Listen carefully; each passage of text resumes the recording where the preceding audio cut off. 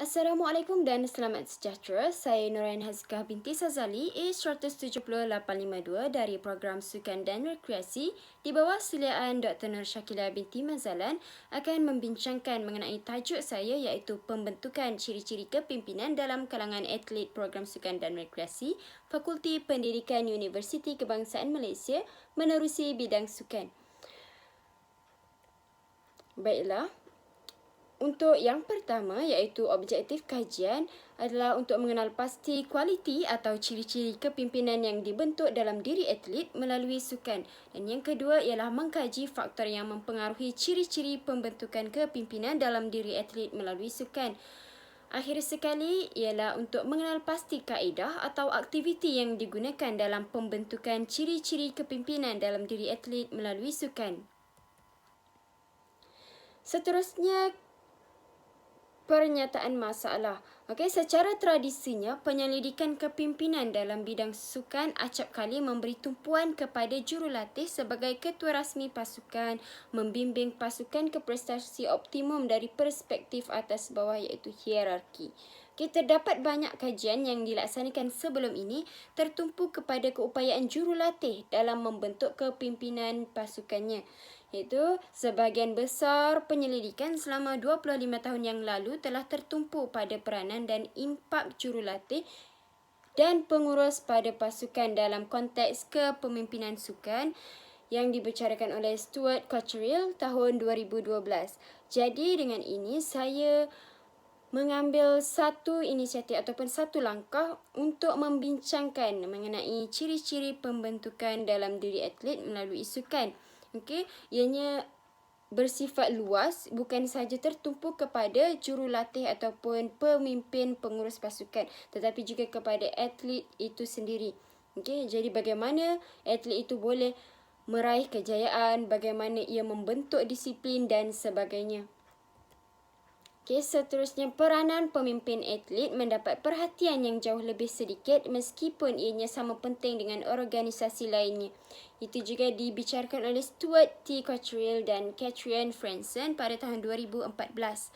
Pembentukan ciri-ciri kepemimpinan dalam diri individu melalui sukan adalah penting untuk menghasilkan satu organisasi yang mantap dari pencapaian jasmani, intelektual, rohani dan juga emosi. Berpindah kepada metodologi kajian, saya telah menggunakan teknik persampilan iaitu mendapatkan seramai 60 orang responden yang merupakan atlet antara tahun 1 hingga tahun 4 Program Sukan dan Rekreasi Fakulti Pendidikan Universiti Kebangsaan Malaysia. Kaedah snowball juga digunakan bagi memudahkan pengkaji untuk mendapatkan maklumat yang bersesuaian dan juga bertepatan dengan objektif kajian pengkaji. Pengumpulan data menggunakan data primer dan juga data sekunder. Seterusnya, dapatan kajian dan perbincangan. Untuk bahagian A iaitu demografi responden terdiri daripada jantina iaitu antara lelaki dan perempuan yang diwakili sebanyak 31 dari kaum lelaki dan perempuan seramai 29 orang. Untuk kaum terdiri daripada Melayu, Cina, India, Bumiputera Sabah dan juga Bumiputera Sarawak. Jadi untuk Melayu memperoleh 52 orang, Cina 2 orang, India 1 orang, Bumiputera Sarawak 1 orang dan Bumiputera Sabah 4 orang. Seterusnya bagi kategori umur terbagi kepada 18 hingga 20 tahun iaitu 12 orang, 21 hingga 23 tahun, 19 orang, 24 hingga 25 tahun, 26 orang dan 26 hingga 28 tahun diwakili oleh seramai 3 orang. Kemudian untuk tahun 1 seramai 10 orang, tahun 2 9 orang, tahun 3 14 orang dan tahun 4 27 orang. Bagi bahagian B, itu adalah untuk memenuhi objektif kajian iaitu mengenai kualiti atau ciri-ciri kepimpinan yang dibentuk dalam diri atlet tahun 1 hingga tahun 4 Program Sukan dan Rekreasi Fakulti Pendidikan UKM melalui sukan. Ianya memperoleh frekuensi ataupun memperoleh kekerapan yang tertinggi untuk pilihan nombor 13 iaitu bersifat rendah diri dan saling hormat menghormati. Jadi ianya sangat penting bagi seseorang atlet untuk mewujudkan sifat rendah diri dan juga saling hormat menghormati, kerana kerana sekiranya dirinya bongkak ataupun terlalu meninggi diri, ianya akan memudaratkan diri dan juga memudaratkan ahli pasukan yang lain. Ianya akan menyebabkan ahli pasukan yang lain tidak selesa dengan gaya dan juga sifat atlet berkenaan. Okey, jadi ianya sangat pentinglah untuk seseorang itu bersifat rendah diri. Okey, jadi ianya tidak semestinya seorang sahaja. Okey, dari tahun 2011 hingga tahun 2015 hanya dia sahaja yang menjadi pemimpinnya. Okey, sebab akan ramai sahaja lagi pemimpin yang lebih berkaliber, yang lebih melonjak ataupun yang lebih sesuai. Jadi sepatutnya seseorang itu perlulah mempunyai sifat rendah hati dan juga saling hormat menghormati. Okey. Kemudian diikuti dengan bahagian C iaitu faktor yang mempengaruhi pembentukan ciri-ciri kepimpinan dalam diri atlet tahun 1 hingga tahun 4 program sekandar rekreasi Fakulti Pendidikan Universiti Kebangsaan Malaysia melalui sukan. Okey. Pernyataan 4 iaitu saya disokong oleh kawan memperoleh frekuensi yang tertinggi. Okey. Jadi ianya sangat pentinglah untuk seseorang atlet ataupun seseorang pemimpin itu disokong oleh rakan-rakan seperjuangan supaya ianya dapat memberi semangat dan juga dapat memberikan kepercayaan juga kepada diri atlet tersebut ataupun pemimpin tersebutlah, supaya dapat menjalankan tanggungjawab dengan lebih berjaya, dengan lebih amanah dan sebagainya. Okey, seterusnya bahagian D.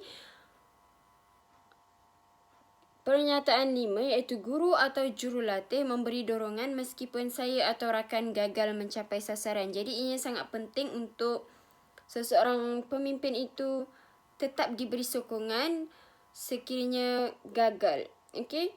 Tidaklah dicemuh ataupun dihina, kerana setiap orang itu mempunyai turun dan naiknya. Maksudnya mempunyai kebolehan, mempunyai satu situasi yang di mana ianya akan jatuh ataupun ianya akan dikalahkan, ianya akan mempunyai pesaing dan sebagainya. Jadi sangat penting untuk sesuatu pasukan ataupun pertubuhan itu memberikan semangat dan juga sokongan yang padu kepada seseorang pemimpin supaya dia lebih yakin dan juga lebih bersemangat untuk mencapai satu-satu kejayaan.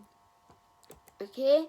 Kemudian juga guru atau jurulatih bertanya dan mendengar pendapat daripada saya ataupun rakan iaitu atlet. Okey, kemudian guru atau jurulatih peka dan membantu saya atau rakan menyelesaikan konflik yang dihadapi.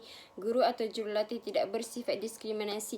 Okey, untuk pernyataan 15 ini sangatlah saya tekankan juga kerana sesuatu pasukan itu ataupun dalam satu kelas misalnya, okey, tidak bolehlah guru itu mempunyai sifat diskriminasi ataupun sifat pilih kasih dan sebagainya. Okey, kerana ilmu itu ataupun satu-satu kejayaan itu dan juga satu-satu kegagalan itu bukanlah untuk diuar-uarkan. Okey, maksudnya setiap kejayaan dan juga kegagalan itu bukanlah satu yang sepanjang tempoh kehidupan, tetapi ianya mempunyai pasang dan surutnya juga. Okey, mungkin hari ini ada kemenangan, esok kekalahan. Okey, jadi perlulah menerima dengan sebaiknya lah. Okey. Kemudian untuk kesimpulan, secara ringkasnya ciri-ciri ataupun sifat kepimpinan itu amat perlu dalam sukan. Ini dapat dibuktikan dengan kepentingan kapten dalam pasukan bola sepak, kepentingan ketua dalam memimpin aktiviti latih tubi dan ansur maju dalam acara sukan, serta kewujudan guru atau jurulatih itu sendiri dalam memacu pasukan silaan mereka ke peringkat seterusnya. Tuntasnya penting bagi seorang atlet untuk mengembangkan lagi kebolehan mereka untuk memimpin di samping sokongan faktor-faktor lain dan usaha pelbagai pihak dalam memastikan atlet sentiasa berdaya saing serta bersemangat dalam arena sukan. Seorang atlet juga layak digelar sebagai pemimpin. Sekian, terima kasih.